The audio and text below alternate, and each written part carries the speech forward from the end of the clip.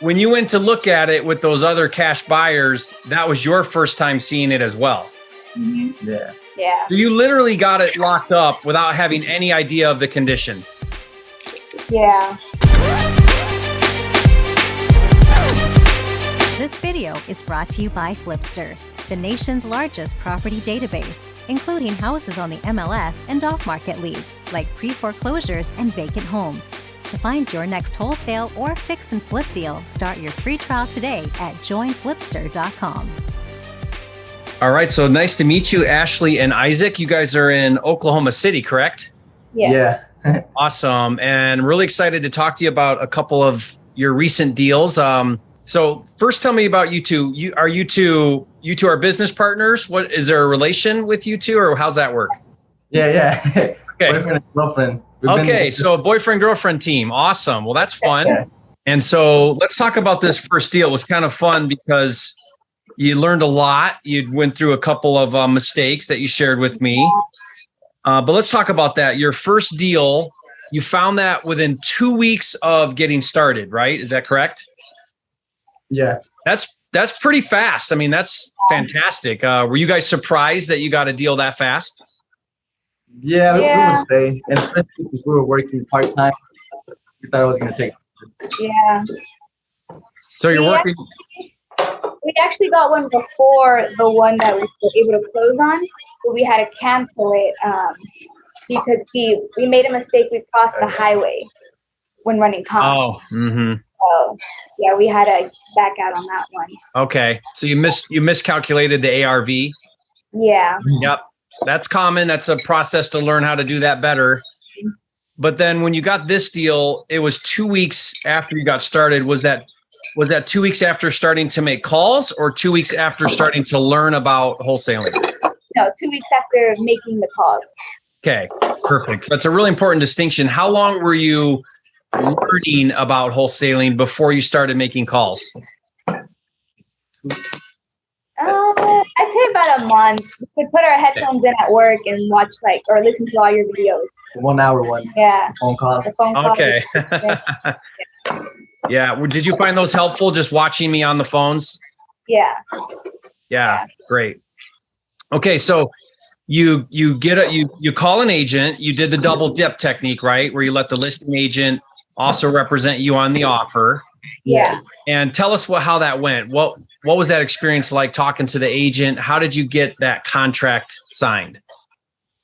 So it had been on the market for a while now. It had been on the market for like 2-3 months. It had been on the market for 2-3 months, and it was way over listed. I think it was like at 200, and then there was no photos of the property. There was only like one photo, and it looked like it was just from the Google Street photo. So they didn't have any photos on the inside. They had tenants that were in the process of leaving. They had been there for a few years. And so basically we just called them up, and he was pretty cool. He wasn't those agents that were hard to talk to. He was pretty open. And he was just saying, well, I'll present any offer you want me to present. And so we're like, okay. Well, let's off at 120, and it was listed at 199. So how long was it on the market? I don't remember. 2-3 months. They had been on there for a while. So this is awesome. This is really exciting. So it's overpriced. It's been on the market a couple months. You know what's probably happening is everybody sees it and they're like, oh, it's overpriced. I'm not even going to bother. I'm not even going to make an offer. Way overpriced. And then they move on. Whereas you guys made that lowball offer. So you offered 120 on a 200 listing. Is that right? Correct. Yeah. Okay. Amazing. Yeah. It just shows that never prejudge an asking price, right? Or what somebody tells you. Don't let that dissuade you from making that offer. Like, you guys still made that low offer. Was the agent offended at that low offer, or he was cool with it? No, he was cool with it. He was cool with it. He's actually taught us more deals since. Yeah. Okay. Yeah. That's how it works. At the time, and we just sent, what did we do? We posted it on Facebook. Yeah. We posted it on Facebook, and then they kind of like 4 different investors went at the same time we did. And then they all kind of looked at it, and then one was, he wasn't interested, but he knew someone that might be. And so when you went to look at it with those other cash buyers, that was your first time seeing it as well. Mhm. Yeah. Yeah. You literally got it locked up without having any idea of the condition. Yeah. We just estimated that it would need an average rehab. Yeah. Yeah. We didn't go look at it. We didn't want to break our heads on how much it needed. Okay. I hope you listening right now, everybody listening right now, you catch what just happened here. We tend to overcomplicate things so much. And you guys just said, okay, let's make a low offer. Let's make some assumptions about the repair. Let's get a contingency, and then let's get feedback. Let's get people out here to see this property. They'll let us know what the real number is because they're going to give you a price, right, of what they're willing to pay cash. Yeah. And like, we don't need to really overcomplicate it. We really can keep it that simple sometimes, you know? And so you just plugged in a number. You went with an average rehab. The software in Flipster will give you a ballpark number. Yeah. You know, it's an assumption because you don't really know. What's that? We bumped up the rehab number a little bit because you said it was. Yeah, so you bump it up a little bit, extra conservative with the number. Yeah. And then when you went out there with those 4 buyers, none of them wanted it, but one of them knew somebody else that might want it. Is that what happened? Yeah. And she went to go look at it, and then she had to be a little bit lower than what we were asking. We were asking a bit more just because we knew that they would negotiate with us. Yeah. And so I think we assigned that we were planning on making 15, so then that means they're like a 50 something. Yeah, we're gonna come out making 15 on it. Yeah. Okay. So yeah. then you had an issue with the agent, right? Yeah. Well, I didn't know that we don't pay. We buy as buyers. We never pay commission since this was our first deal. And so I signed a 3% commission on the buyer side. So he was charging the seller 6% and charging the buyer 3%. He was making. Oh my gosh! So the agent got 9%. Yeah. Yeah. Oh my gosh! Oh wow! Yeah. So our buyer didn't want to pay commission. And this was on the last day, on closing day. It was on closing day when she was looking through the settlement statement. She saw that, you know, there was a 3% that was being charged with her, and she didn't know why. So did you tell the agent you would pay them a 3% commission, and that's why they added that? No. We just agreed to let him represent us. And he was like, okay, yeah, that's fine. That's probably what we probably miscommunicated, or I don't know. Yeah.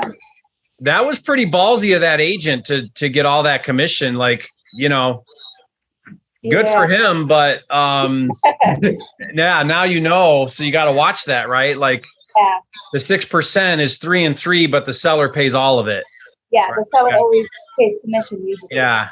Yeah. So what that came to, what, 3,000 or so, or what was that? What was that 3%? I'm not sure. It was around 4,000. It was at 4, and he was charging like an extra. He charged an extra like 150 for something. I'm not too sure. It was like a transaction something. I'm not too sure. So it totaled about 4,000. So we walked away with a little bit closer to like 10,500, 11. Yeah. But at first it was supposed to be a 15, and then we were still covering the closing costs. Oh no, we didn't cover closing costs. Yeah. She felt a little bad that we had to pay commission, so she covered the closing costs. Okay. Yeah. Okay. Yeah. We learned a lot ever since. Yeah. Yeah. But so you ended up making around 10 or 10.5 net after the commission and everything else on that deal. Okay. And one more thing. How long after was the closing? How many days was the closing? It was 4 weeks. Yeah. Okay. Typical. So I like to ask for 30 days just so I have plenty of time to find my buyer. The buyer has plenty of time to get their funding if they need funding together, you know, so typically 3-4 weeks is pretty normal. Yeah. And was there any issues with closing, any other than the agent commission and stuff? Like, was title fine? Any issues there? No, everything was good. I actually went to closing. I didn't know as a wholesaler, you don't even need to attend closing. Yeah. So I went and But that's how we ended up assigning our next deal. Oh yeah. The buyers that bought this first deal, I was talking to them about the another deal we had just got under contract. And we actually wanted to fix and flip that one. Okay. How? It was like 2,500 square feet. Yeah, it was a pretty big home. And I was talking to them about how we wanted to do it, just trying to get like advice. And they really liked the area and the numbers. And so they were like, let's go look at it. Like, we're interested. So right after closing, we went to go look at the house, and they wanted it there and then. Oh, that's cool. We were under contract about a week after we had got the first one under contract. Yeah. So not only did you get a repeat lead source from the agent, but you also got a repeat buyer from your cash buyer. Yeah. Right. Yeah. And that's why you cultivate those relationships, because buyers are going to want more deals and agents are going to get more leads. They're going to get more properties. Right. It's so powerful.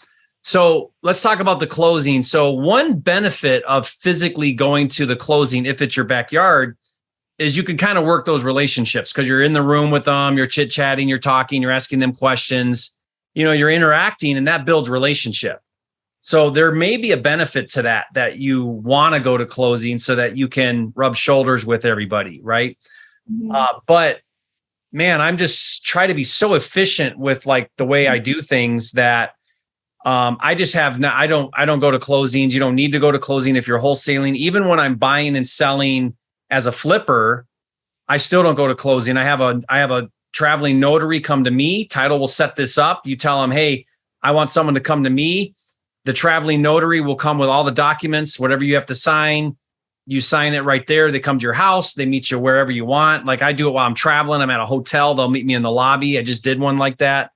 Mm-hmm. And it just saves so much time. And then you either wire, if you're buying, you wire the funds in, or if it's a sale, then funds get wired to you. So you just wire funds, sign with a traveling notary, and you're done. That's it. Pretty easy.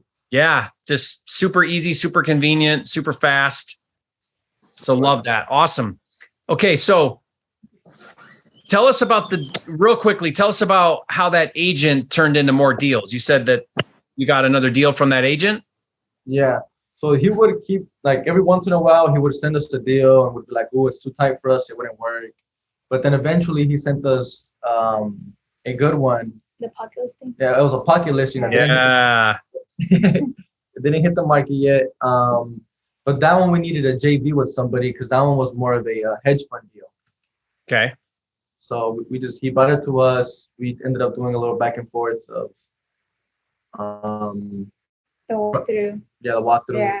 But we ended up closing on that one. It was a tight deal, but we ended up making 5, but then we split it. Okay. So smaller deal. Yeah, it was, but it was no marketing, like you said, no nothing. It was just easy. Yeah. Super easy because you JV'd with another wholesaler who had the buyer. Yeah, correct. Yeah. Okay. But you got another deal under your belt with that agent, which is huge. Yeah. Now you've closed 2 with the same agent, and clearly this agent gets distressed properties. Now on that one, you double dip, but you didn't pay another 3%, did you? No. Was he like, come on, where's my 9%? What's going on here? Well, another agent had bought it to him, and he bought it to us. So he was the buyer's agent, not the listing agent. Yeah. Oh, on the first one. On the second one. On the second one. Okay. Yeah. So this agent, I love this agent. I wish I could shake this guy's hand. This is how all agents should think. This guy is brilliant. Now he doesn't even have deals to bring you. He's bringing somebody else's deals to you.